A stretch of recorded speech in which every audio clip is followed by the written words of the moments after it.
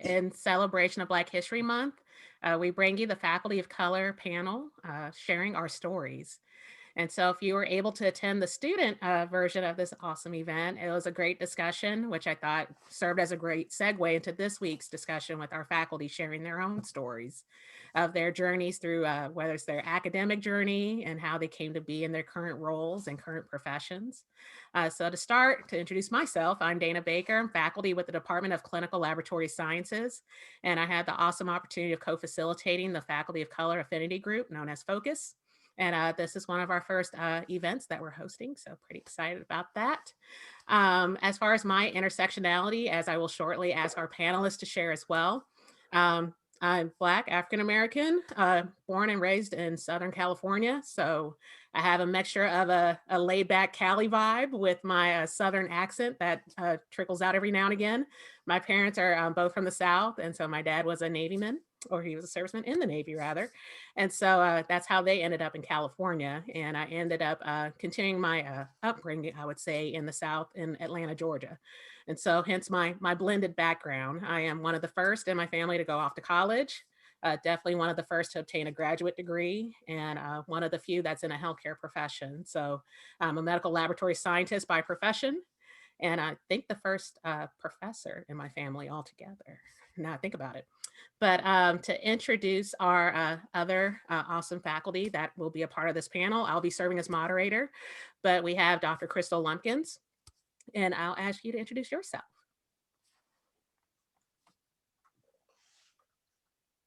I apologize. Good afternoon, everyone. As Ms. Baker said, I'm Crystal Lumpkins, and I am associate professor in the School of Medicine, Department of Family Medicine and Community Health Research Division.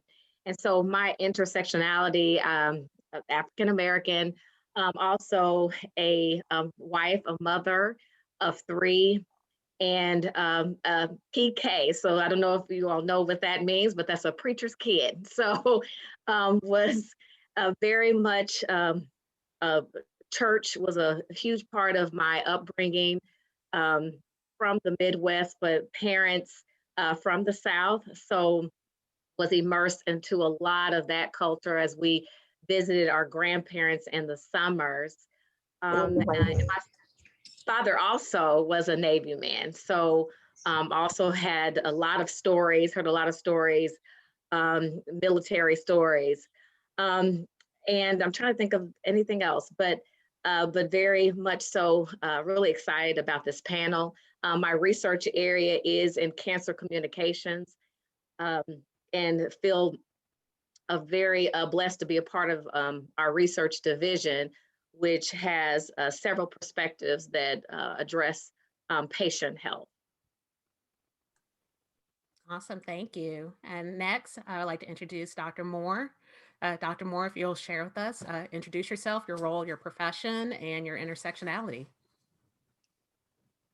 Hi, I am Trevina Moore. I'm a developmental behavioral pediatrician.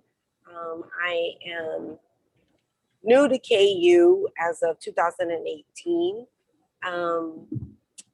And I'm not sure how to answer the question about intersectionality. I sort of missed the first part of it because I'm having a tough time with my connection. Just stuff like your first, first generation college graduate, okay. Part of the country you grew up in, that sort of stuff. So I am a born and bred Midwesterner from St. Louis, with lots of Southern roots through my family. I am, for my family, I am first generation for completion of a four-year university in my immediate family. My aunt actually went to graduate school for teaching. And so I had her as a role model for that particular area. What else? I think, I sort of trained in Boston, so I was in the East Coast for over a decade, And then I moved to the Virgin Islands, the U.S. Virgin Islands, where my husband is from, and practiced there for a little over a decade. And so have had sort of a multicultural kind of experience being outside of the Midwest. And that I feel has been really a tremendous blessing for me. So thank you. Next, Dina Wilhoit, if you'll introduce yourself. Yes, thank you. So glad to be here. My name is Dina Wilhoit. I am Black African American. Also, I was born and raised in a small town called Paola, Kansas. So basically, rural Kansas is my background. Also, I would say my intersectionality is that anybody knows anything about Paola or the rural area down here, down south of Kansas City, is that basically it's predominantly white. So I went to an all white school from first to eighth grade. Those were my friends. Those are who I identified with. And then high school, very much trying to do code switching between my own race and then also those around me.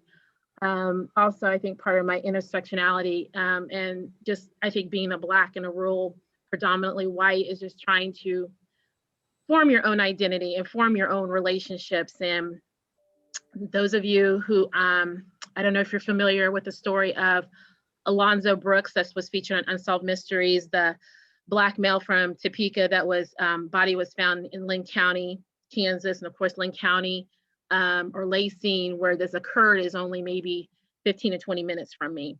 And I have connections, meaning I don't know people directly involved, but I know people who kind of know people. So that definitely being a Black, in a predominantly white, when you're trying to make friends, I could definitely identify with what he went through because that was definitely me through my high school. So that, just to kind of give you a little bit about myself, that really just affected me, the whole story and all that, and thought about that could have been me.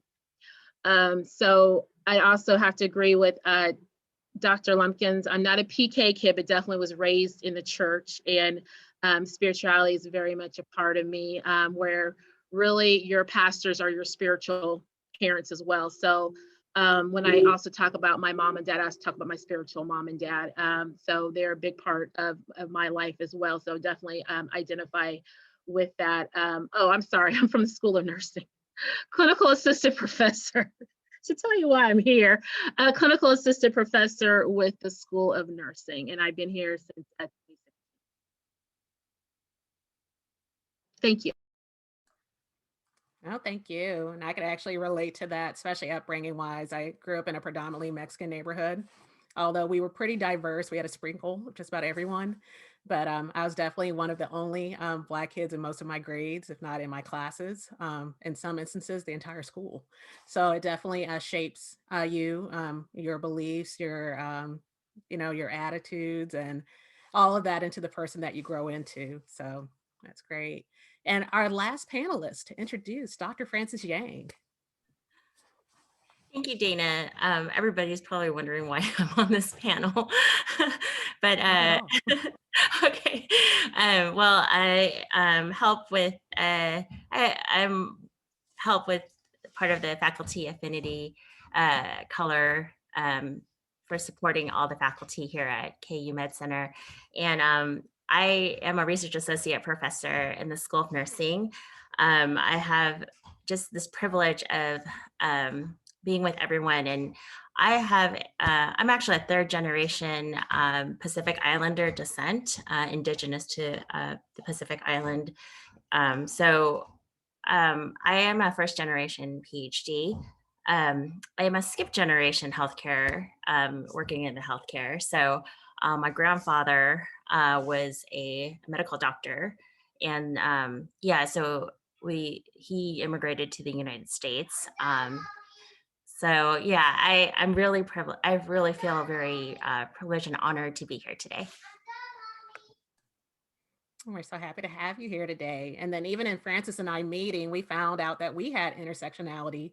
We didn't grow up too far away from each other in California, so we were able to relate on so many things, SoCal. So that just goes to show we're happy to have everyone join us this afternoon. I'm gonna start with our first question, and I'll pose it to Dr. Crystal Lumpkins first. So, how did you decide which area of healthcare you wanted to pursue? Well, can I say this real quickly? It's thank you so much for starting off with that intersectionality because we all of us have I'm sure overlap, and so I'm echoing what I said before that I'm so excited to be here and that we have so many commonalities, share so many commonalities. So to your Absolutely. question, thank you for your patience with letting me just say that. But what or how did I decide to go in the section of healthcare? It is something that, and I'm already kind of getting emotional, but it was unfortunately because of the death of my mother-in-law. And so her death, she died from pancreatic cancer in 2001.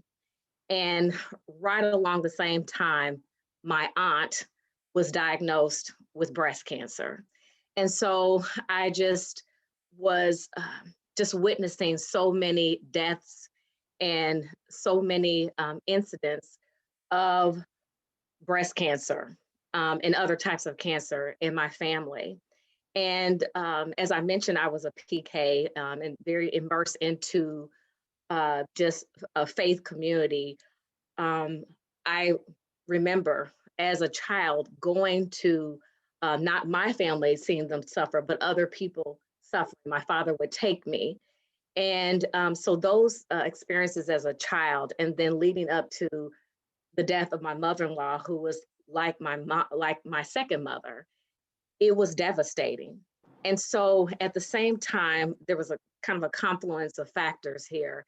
I was also teaching on at a collegiate level, but I did not have a terminal degree. And so I remember just pondering this and going through this grieving process. And one of my committee chairs, doctoral committee members, um, before I started my doctoral program, reached out to me and I'm trying to think of for something else, but we just started talking about cancer communication, health communication, and things just started clicking. And I said, this is possibly an opportunity that can be responsive to so much devastation, disparities that I'm witnessing. This is something that I can be utilized in a way to address. And so from those personal experiences led to me, applying for my doctoral program and was able to receive a National Cancer Institute fellowship and so forth. And so I really appreciate not, of course, going through that process, but just, you know, um, her legacy. I feel like I'm able to continue that through the work that I'm doing to address and try to help address cancer disparities. No, that's so important. And thank you for sharing that because, for some of us, myself included, I was personally influenced to go into healthcare by my mom's cancer diagnosis as a teenager. So I really wanted to be able to support her treatment plan and her care, but also, at that time we were told that she wasn't going to live beyond the time I would have graduated from high school. And so I can see how that can definitely influence and shape the decision that you go in selecting your career, especially as you're able to help not just your family, but others in the community too. And I mean, fortunately, my mom's still here. So I'm thankful that she was able to make it through that time. But even just honoring those who've passed, especially as I think about my grandmothers too, in that same vein. So thank you for that. That was so great. And you made me teary eyed. That was some great insight into who you are. Dina, same. What influenced you to choose your healthcare path? Well, I grew up in a family of nurses. My mom's a nurse, and then also I have aunts who are nurses. But Dina didn't want to be a nurse.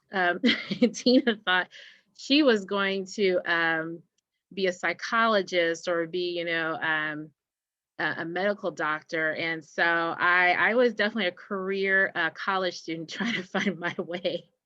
And it was probably by the fourth year of going through my student loans that I decided, after maybe my sixth career change, why not nursing? I knew what I enjoyed doing. I enjoyed helping people. I enjoyed listening, and I enjoyed um, education. And so at that time, of course, I wasn't thinking about being a nurse educator. I was just thinking about, educating, people on things that could help them. And so that's when I decided to go ahead and apply for nursing school. And much to my mom's very shocked, she was very shocked because I always say I'm never going to be a nurse. Because I think part of it was I had a narrow view of what nurses do. My mom, she's also a nurse educator, talking about God ordering my steps. That I didn't realize I was really going to end up following the exact same thing she does. But she was really an asset into educating for like CNAs, CMAs, and LMHT, which is licensed mental health technicians. And I would always go with her to her classes. These classes were always held at mental health or facilities or nursing homes. And so when I saw this, of course, I was young, I didn't understand. And of course, the treatment of those populations back then were horrendous. And and I didn't want to, that's not what I wanted to be as a nurse. And so that's all I saw. So that's why I had that narrow view. And that's why for so long I thought, well, I'm not going to do that. I'm going to do something else.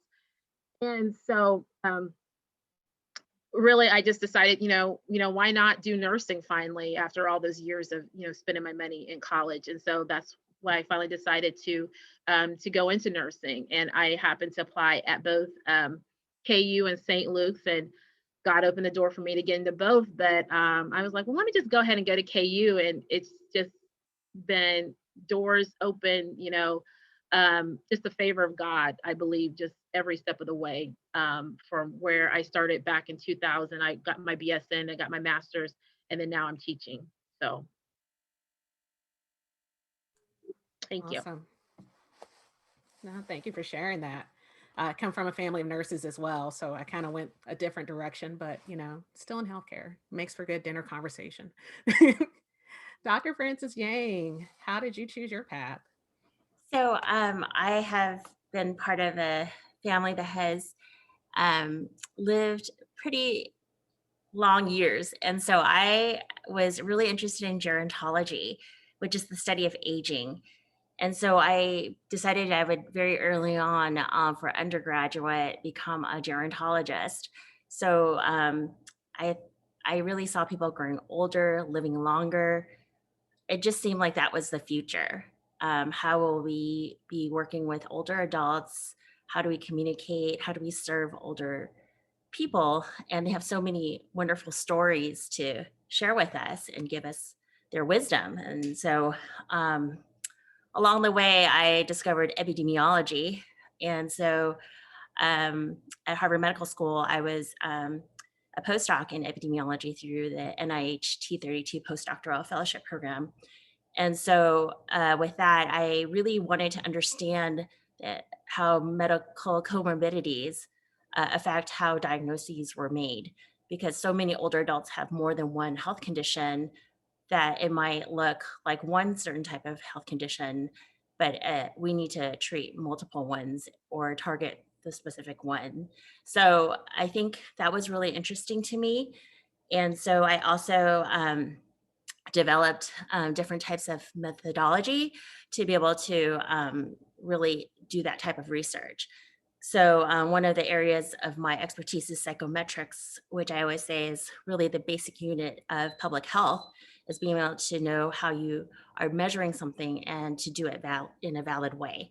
So that was really a big passion of mine, and also to look at large databases and to be able to take lots of data together and be able to understand patterns, profiles, just different types of algorithms that might be generated for us to make better clinical decisions. And then the translational aspect is really also what I'm passionate about, is how do we ultimately apply what we've done through research and be able to serve those that we are researching about and to give back to the community and the population that we serve. Absolutely. Thank you for sharing. So, Dr. Moore, as we talk about our paths into healthcare, why we chose the paths we did, can you reflect on your academic journey for us? And, if you faced any barriers or challenges, what those may have been? Sure. So I think I always felt like I wanted to be a physician from the time as early as I can remember, from 5 years of age. Um, I had a pediatrician, Dr. Thielman, in St. Louis, who was, one of a few Black pediatricians there, and she was a pioneer in St. Louis. And I just always remember her being kind and she just made a huge impression on me. And I never lost sight of that goal. I went, I grew up in a predominantly African American community up until about the age of 14 when I started high school. We moved, and the high school that I attended at that time was predominantly white. And I will tell you that I met adversity there, and really every step of my career, biases that I had to overcome, and biases that God took care of, and I didn't even know it. So when I was in high school, I had the highest GPA for my class. And because I would become the first Black valedictorian at my high school, the school board apparently had some issues with that. And so they wanted, I found this out later. The school board wanted to make the valedictorian status co-shared with the person who was actually the salutatorian. We had one Black principal at that school, Miss McDonald, and she was tough and she did not mince words. And so Miss McDonald fought, she told me this later, for me to hold my stance as the first Black valedictorian. And so that was a battle that I wasn't even aware of. She told me that when I was in college. So I learned of that long after I had graduated. I think the second bias that I ran into was when I attended Washington University in St. Louis, and I knew I was going to be a doctor. I had a science major, and our pre-med advisor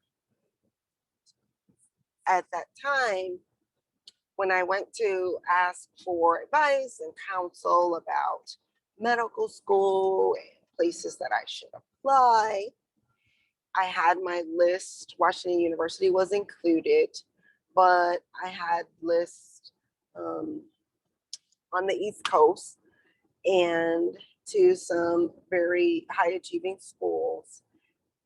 And I was told that maybe I should, apply to some other schools, that my chances might not be that great.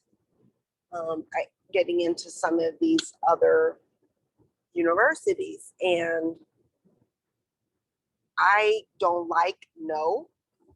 And so I just never went back to see that person again. I found out what I needed to do on my own.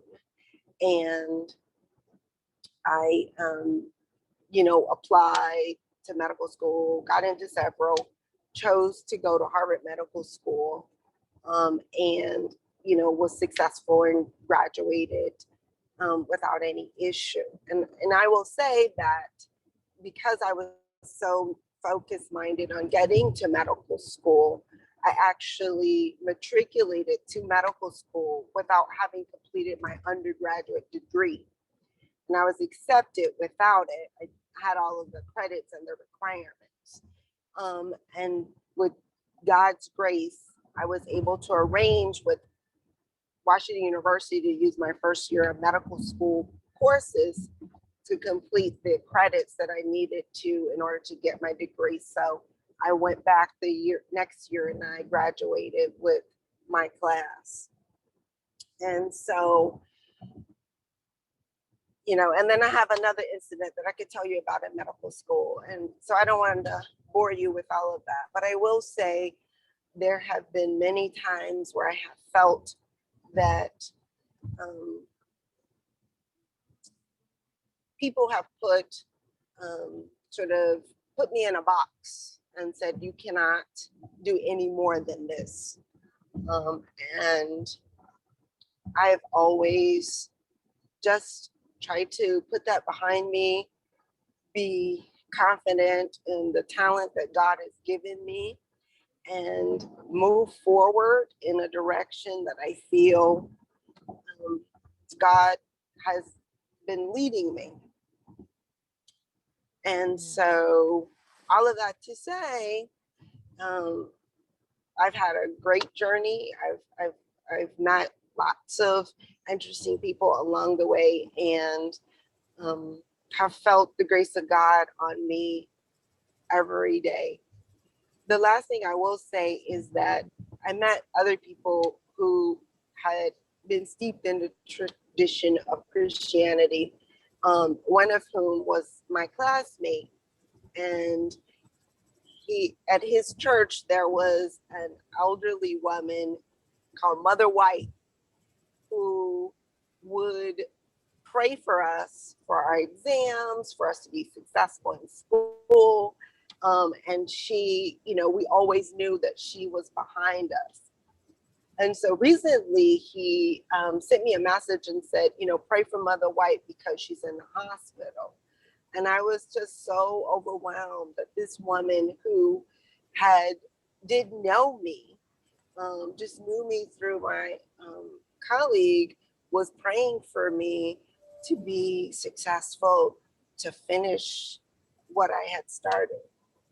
And so those key people that I've met along the way who've been rooting for me, in addition to my family, have been tremendous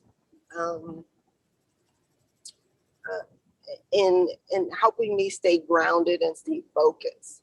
And so knowing that as my background, part of why, I am happy to be part of this panel is to be like Mother White, to root people on to whatever their goal is, to be supportive and whatever they need support in, to try and help them achieve their goals. Absolutely. I don't know if you've seen the chat, but your story really inspired everybody on this call. Is very powerful in that, it demonstrates the power of prayer, even from people who don't know you, that sense of community and how it takes community to help, propel us forward. But it also reminds me of a saying that, their ceiling is your floor. And so the limitations that others can place on you, sometimes you have to make that limitation your starting point and go from there and just create a whole new ceiling, But thank you so much for sharing that. For our other panelists, and anyone can chime in, what other barriers or challenges did you face in your academic journey to get to where you are in healthcare today?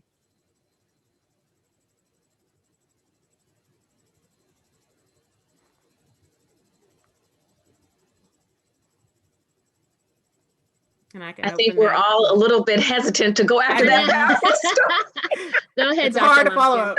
How can we follow that? But Deanna, do you want to go ahead? I'll let you. Oh, I would just, when Dr. Moore was talking about people putting you in the box, I can definitely relate to that. And I think it's really the microaggressions. People who say things that probably kind of tend to help us, really not. And then I think sometimes because, like I said, the community and like the way that I grew up, I didn't see a lot of it. Of course, now I recognize it, and it just brings such sorrows. Like I can't believe I endured, or not I endured, but I accepted that, which it was very unacceptable. I know one thing was when I was looking at after I graduated, I was looking to see where I went after I graduated high school, sorry. And I was looking to see where I wanted to go to college. My mom went to Avila University. And so I went, even though I didn't want to be a nurse, I still wanted to follow in her footsteps and go to Avila University. And I remember telling my dentist this, who happened to be the mayor of the town. Remember, I said this is a small town, Paola. And he said, "Don't you think that's a little expensive?" And at the time, I was just thinking about, oh, I mean, I didn't realize the racial undertones that then that I know now. Thank God for knowledge and understanding, not only knowledge but wisdom, and having that understanding. And I was just like, and of course I was like, no, I said I'll be fine. And so I think it's just little things like that that really, I think that was probably, I didn't let it stop me because my parents always put into me, you're going to college. My mom, like I said, she was college educated. My dad wasn't, but still, even though he was an army person and very much like a trades person, but he still put into me, you're going to college. And so I think that's what was continue to drive me to still continue to move forward. Even though, there were, people who said, don't you think that's expensive, or don't you think that's a little, lofty and things like that. And maybe, just the fact that I'm unintentionally, it's just in me just to move forward, or maybe just to prove myself. That's why I continue to take things on now, and to show, I don't know, it's to prove to myself or prove to others that yes, I can do this. And I do have the ability, and I'm here for a reason. And so that's just kind of example.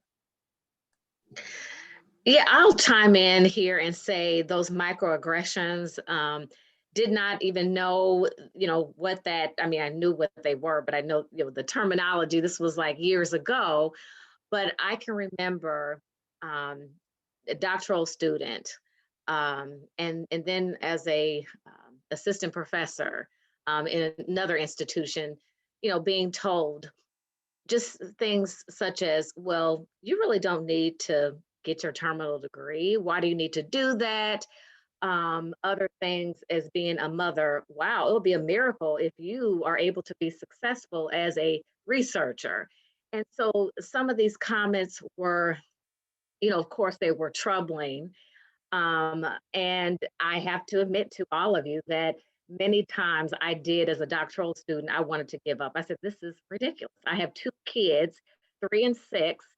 Maybe they are right. I can't do all of this.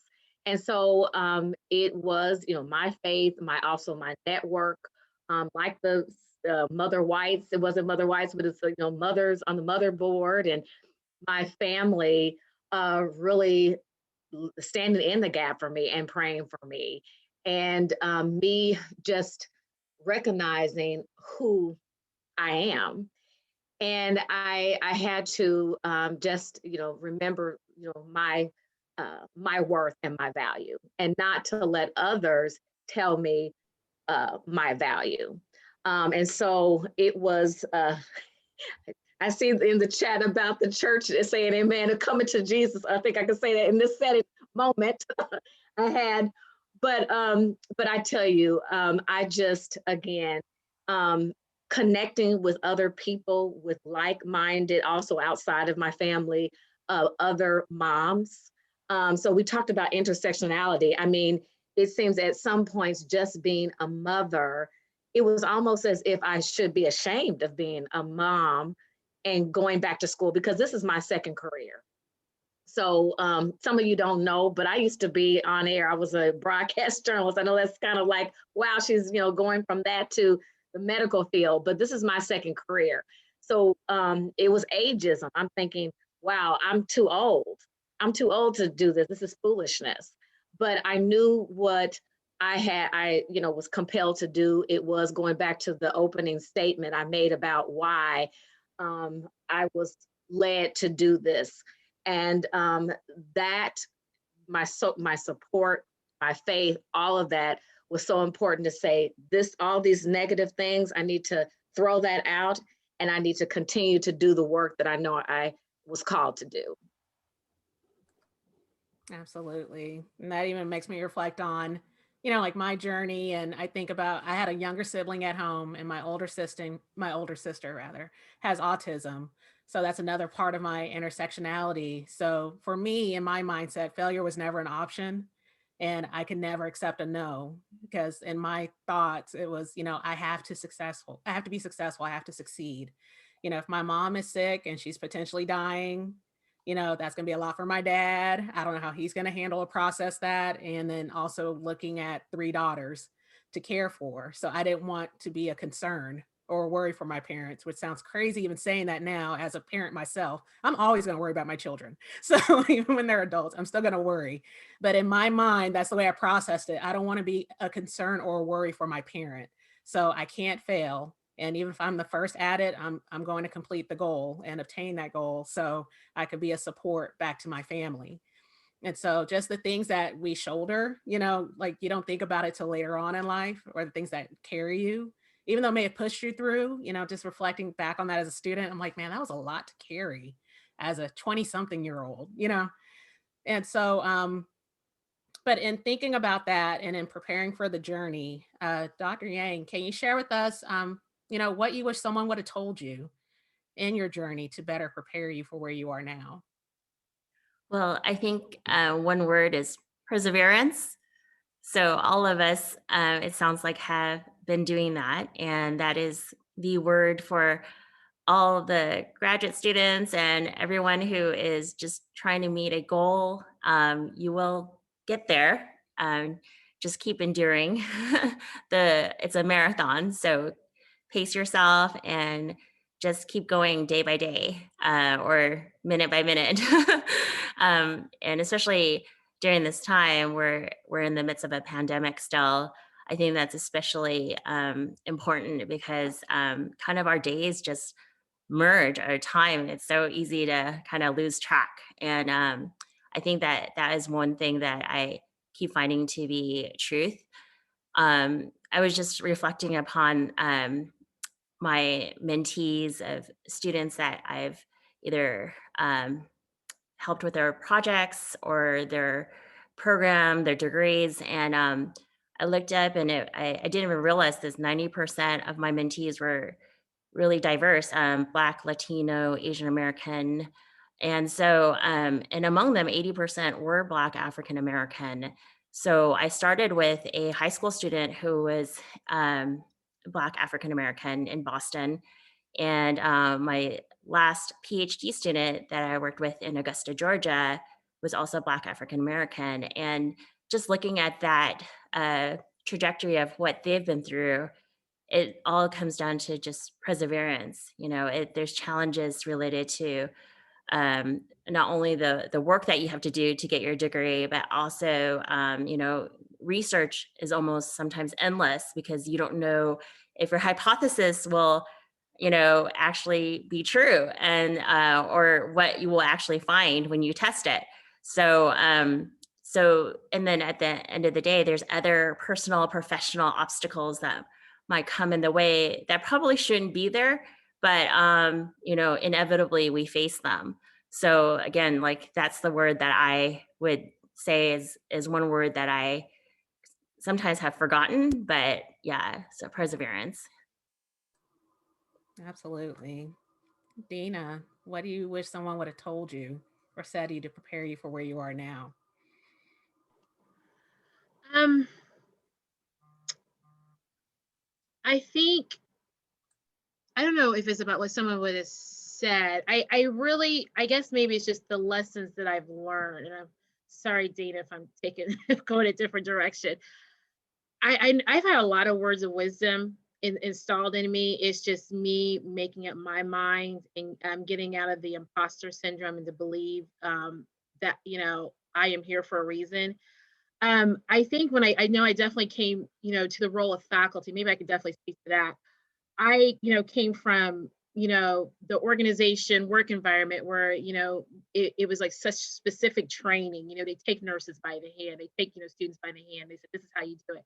And I came to this environment and it was completely unknown to me. And I really did not, and I did not know that that was what a faculty role was. And I probably, wish that they would have known that, I would have saw that, like you don't have to have someone lead you. You have to take the initiative and you have to do what you know what you need to do within that role. That you have the freedom and you have the support to do it. So it took me a long time to learn that, and to have the different ones encourage me. Of course, like Dr. McGee. When I heard as a Romy from the other week with the students, he said Dr. McGee was a mentor. I was like, oh, she's a mentor to all of us. We come in and she takes us by the hand, and just, imparts that wisdom. So I think it's just knowing what my role is and that I had the freedom and that you, we don't have to validate you. You are here because you are supposed to be here. You are here because you are skilled, you are talented, you have the credentials. Now you just need to move forward. And I think it took me a long time. And I know I'm still continuing to learn that, but I struggle with that for years here as a faculty. That's true. I can totally relate to that So as yeah, I don't know well. if anyone else can relate. So true. Dr. Moore, was there anything you wanted to add to that? Something you wish you would have got along the journey, Jules, on the journey to where you are?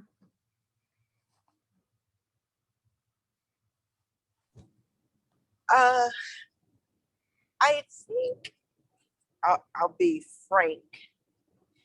Um, as I think about my journey, I wish I had had more opportunities to be in an affirming environment. And what I mean by that is when I look at colleagues um, across the diaspora, I see that um, when my colleagues have had opportunities, whether it be, you know, attending an HBCU or having a postdoctoral fellowship with um, a diverse group of individuals supporting them, I, I feel as though um, I missed something by not having that kind of an experience. Um, there seems to be a connection that they have about and a confidence that I guess I really feel like I never fully um, experienced before. And so I don't have regrets.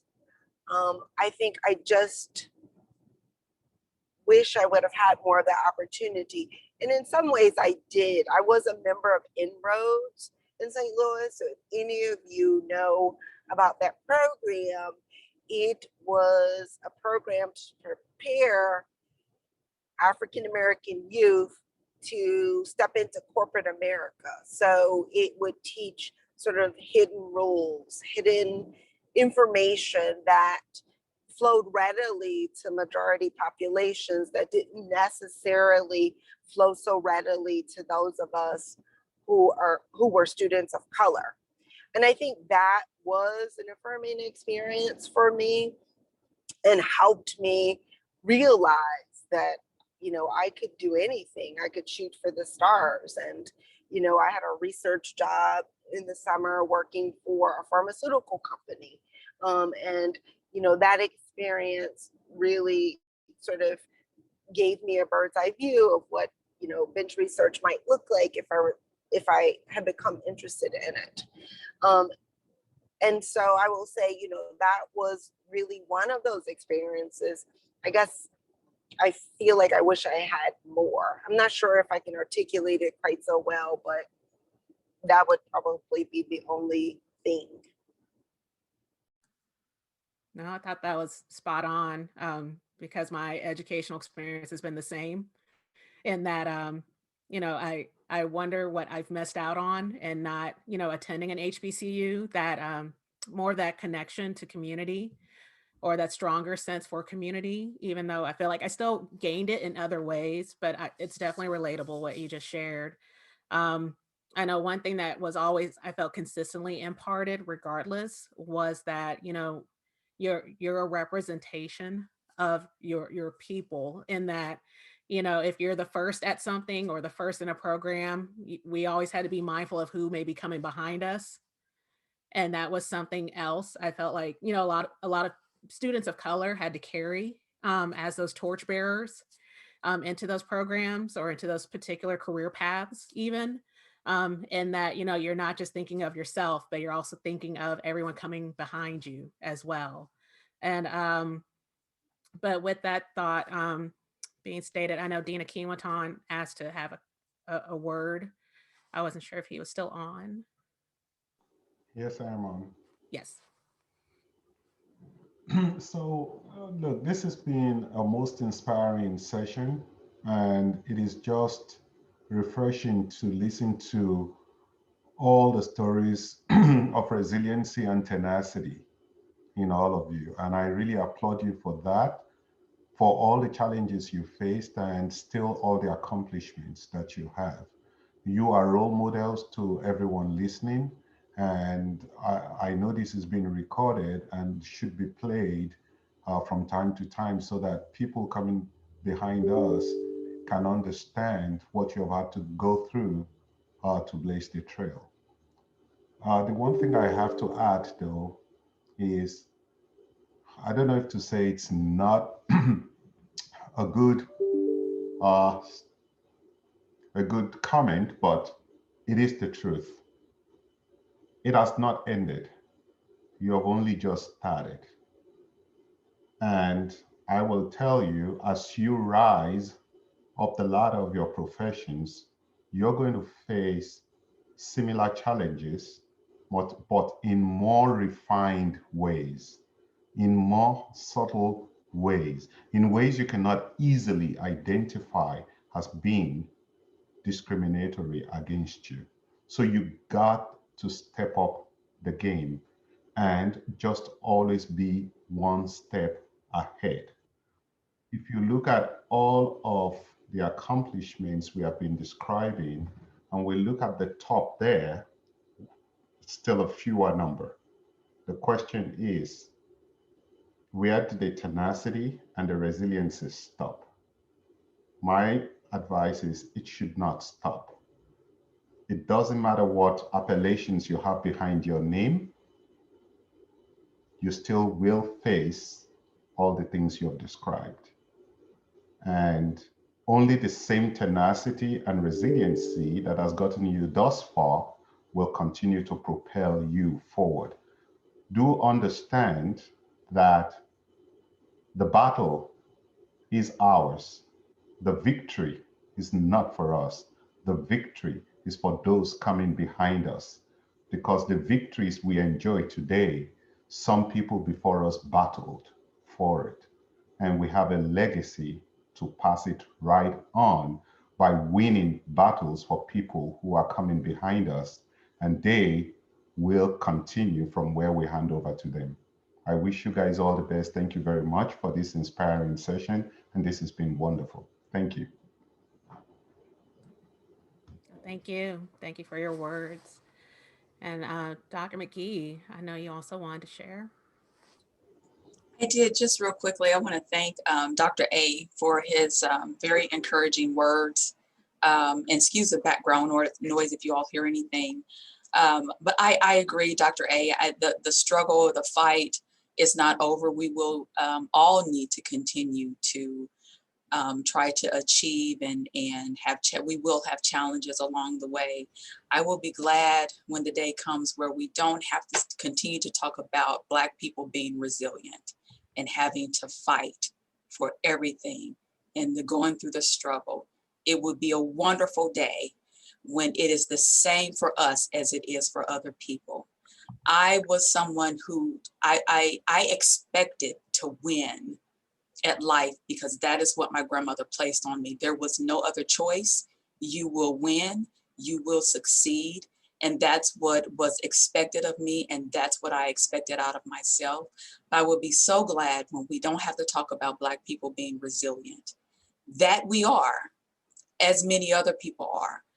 But when will the day come? And I know that we're creating that for all of us now, is that we don't have to have that conversation where it is a given, where we don't have systems in place and people in place that try to hold a specific group of people back. And I am proud of every last one of us for the work that we have done and where we have come in life. We still have work to do, just like Dr. A said. And as you continue to grow, it gets more and more and more and more challenging. And so build your resiliency now. As I just said, I'll be glad the day to come when we don't have to, but build it now so that it's just a part of you, so that it comes out and people see you and see it, but that the generation that is coming behind you, you have paved the way for them. And that is the most important thing, is that everyone who becomes behind you, their road is a little bit easier than it was for you, just like my grandmother did for me and her mother did for her, and like we all should be doing for one another. Absolutely. Thank you for that. So, as we talk about that, kind of segueing from what you just said, that was timely, Dr. McGee. I want to close out with a discussion of mentorship and what mentorship means to you. And I know we only have a couple of minutes remaining, but for any of our panelists, if you could share with us briefly what mentorship has meant for you. For me, I'm sorry. okay. Oh, Sorry. go ahead. Okay. I just gonna say, just to piggyback on what Dr. McGee and also Dr. A said, is that people have paved the way for us. And I know my mentors, they've definitely paved the way, whether it's been professional mentors or personal ones in my life, like my aunt, who was definitely the matriarch, who was the matriarch of our family. And, she would always say, remind me, she says, you have a good mind. She says, you just got to use it, and don't let anyone stop you. And I remember just like professional mentorships, like when I got here, someone pointed out to me, she said that you're standing on the shoulders of giants. And I really didn't get that at first. But then, honestly, Dr. McGee, when I saw you one time, it was after I started here, and I just had a moment just to talk with you, because I know we met when I was a student, and I just saw you in your position, and that you were a Black female faculty member here. And I don't know if you remember this. I know it was like a gathering, and I went up to you and I said, thank you so much for opening up the door for me. And I think that's what mentorship is, just recognizing those people. My mom definitely, an educated Black woman, got her master's despite all odds, working a full-time job, raising kids that weren't her own, her stepkids who were ungrateful, sorry, by the way. And just a woman of faith. She definitely, is a giant whose shoulders I stood on.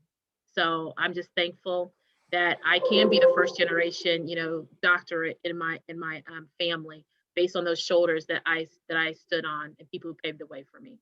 So mentorship is so crucial. Definitely. And Frances, I know you had something to add.